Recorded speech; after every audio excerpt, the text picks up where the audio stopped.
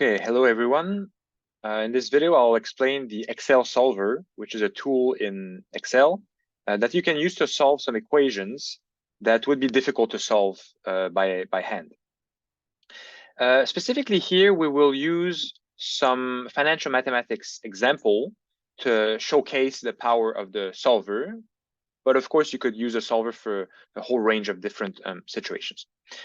Now, for us in this example, we're going to assume that there's some payments of $5,000 per year paid in arrears, meaning at the end of the year, for a period or term of 30 years and at a certain interest rate. Now, of course, I'm going to implement this in a formula, and I could change every one of those parameters if I liked. Now, the first question, which we don't need a solver to solve, is what is the accumulated value of those payments? Well, that's a relatively straightforward financial maths question. Just to link back to the theory part of the course, I'll just remind you of the formula for this.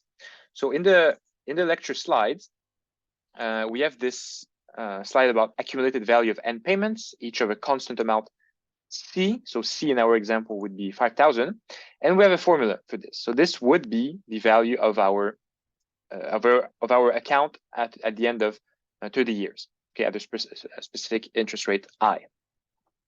So if I go back to my Excel, I could implement this formula in Excel. So here, I want to implement this formula. So in my case, the payments are located in B5, the amount of the payment. And then the formula was 1 plus interest rate to the power of the term, then minus 1, and then all of that divided by, again, the annual interest rate, B7. Okay, and this gives you the answer to the question, how much money do I have after 30 years? Okay, that's all good, but now a different question. So let's say that I'm not happy with this amount of money after 30 years. I want more. Let's say that I want $500,000. What would be the interest rate necessary to obtain this amount, $500,000? Now, this is a question maybe you think you can solve by hand, because this would be like having this formula here, which you want it equal to 500K. You would want to isolate what B7 is, what the interest rate is. But you cannot do it because B7 is present twice in this formula. And it's present here, and it's to the power of something. Try to do it, and I'm sorry, but you will fail. Okay? You will not be able to solve this by hand. Now, you could solve it by some sort of trial and error, okay? Because it's a simple problem here. In fact, we just want to find what's the right interest rate here so that I get 500K here. So 6% was not enough. Okay, 7% apparently is not enough. Maybe I try 7.5%. Okay, 7.5 is a bit too much. So etc. You can try to kind of trial and error and get to the right answer. But that's not efficient nor practical. So instead, here we solve this with the Excel solver. How do we do this? Well, just note that the Excel solver is not activated by default in Excel. So the first step is to activate the Excel solver. We do this by going to File, then at the bottom, Options. Then here on the left, Add-ins. Click there. And then at the bottom, we're going to Manage and click to Go. So I click Go. And here I get this box where I need to click or tick Solver Add-in, because that's what I want. Then I click OK. Now I can use the solver, which is going to be in Data, and then at the very right, Solver. And I click Solver. Now this box appears, and this is where I can solve my problem.